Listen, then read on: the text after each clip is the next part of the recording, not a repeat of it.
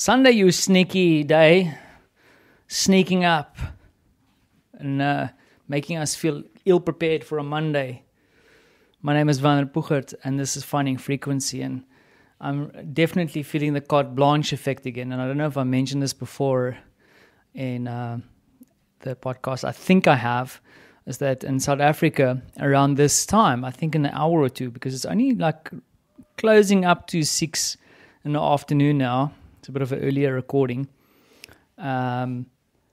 Usually, I think around 8 o'clock, there's this, used to be, I don't know if it's still on in South Africa, but this kind of news, 60 minutes kind of investigative journalism kind of vibe show that starts up.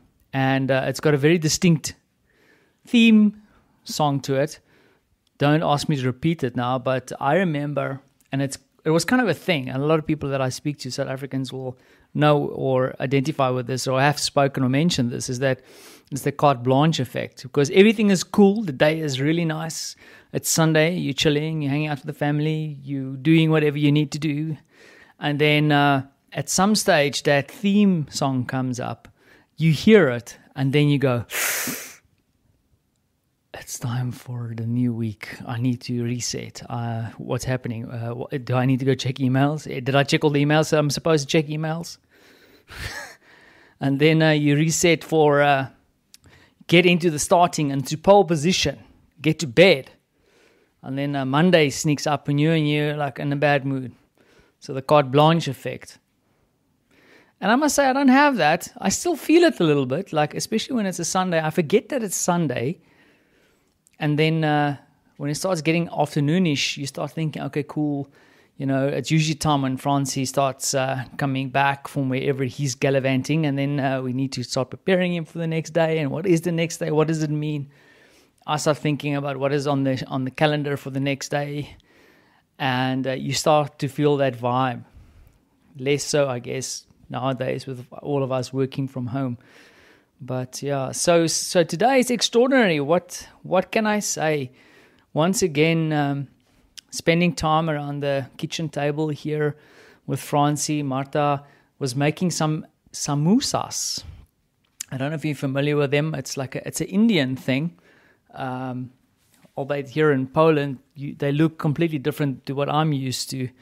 In South Africa, it's kind of more of a Malay influence, I think, that caused this. And it's like a triangle kind of thing that is deep fried. Usually there's like cheese inside or mincemeat. And of course like a curry vibe, nice and spicy. And Marta made something similar today. And I must say she did a good job. It's nice and delicious. She is very critical. I enjoyed it. The only thing is it's vegetarian. And I think for most of my friends, that's a good thing. Thumbs up, vegetarian, vegan. But I like a little bit of meat in it. So I need to convince her to do samosas again.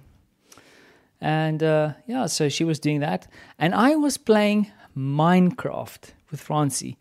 So I whipped out the old MacBook Pro, Frantzi's computer. And we were exploring the magical digital world of Minecraft. And I didn't know anything about Minecraft until I think a partner that I worked with at Deloitte mentioned that he spends a little bit of time with his kids playing Minecraft. And it's fun for me to explore this little, really simple 3D world with Frantzi, because you have to build little houses and you can dig and there's animals and you kind of explore this strange world made out of like very square looking blocks, a blockish world.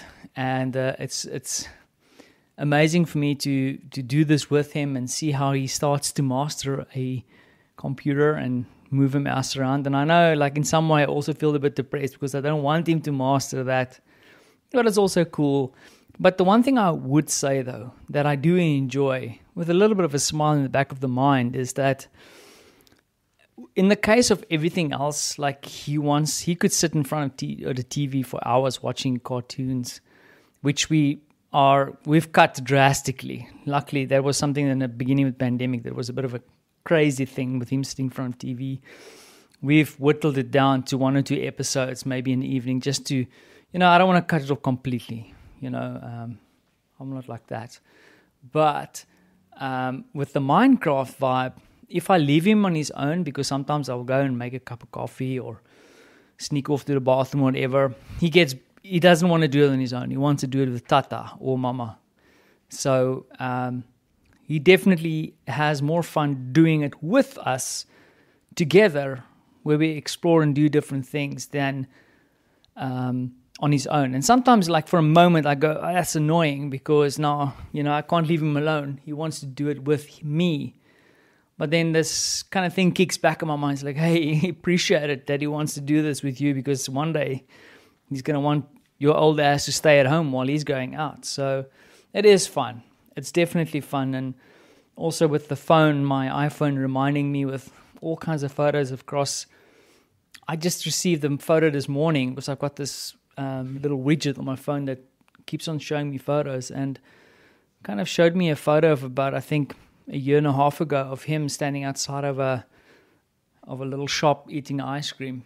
Of course, it reminded me that those were definitely the days before the pandemic, but then also how small he was with his little sandals and little shorts, standing outside a shop, just munching away on ice cream with all this innocence. And now he's grown so much, and it's a strange feeling. Like, in a way, I don't want him to grow up. I still miss that little boy, but then also this new little boy that is going around, and I sometimes need to remind myself that he is still a very, very small boy.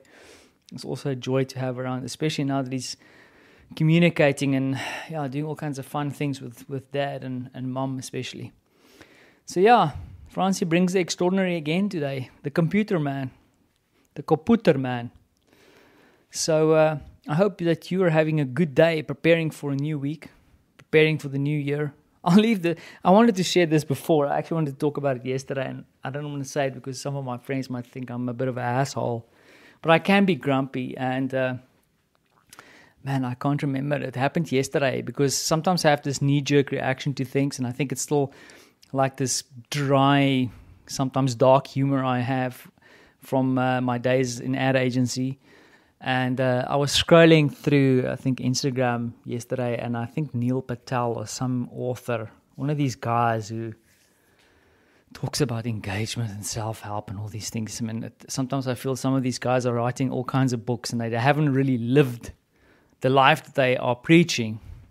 But I saw this little thing slide past, and he's like, while everybody else is waiting to do their New Year's resolutions, why should you wait? You should start now. And it kind of just reminded me of some of this kind of hustle culture that is also going around, because I also don't want you to think I'm like that.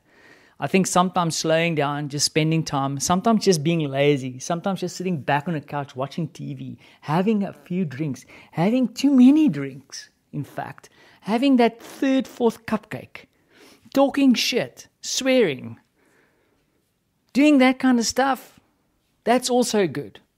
So my knee-jerk reactions when I scroll past that little speech with his little slick photo and little texts, flowery little quotas, you should start today with your decisions. You know what, Neil? Bugger off. I'm having a good time. I'm enjoying Christmas. Bugger off. But please, don't you bugger off. Hang around. I'll catch up with you again next tomorrow. I'll be here. And I hope that you're having a good evening and not having the carte blanche effect. And remember, it's still the festive season. It's time to eat that extra cupcake. Thanks for listening.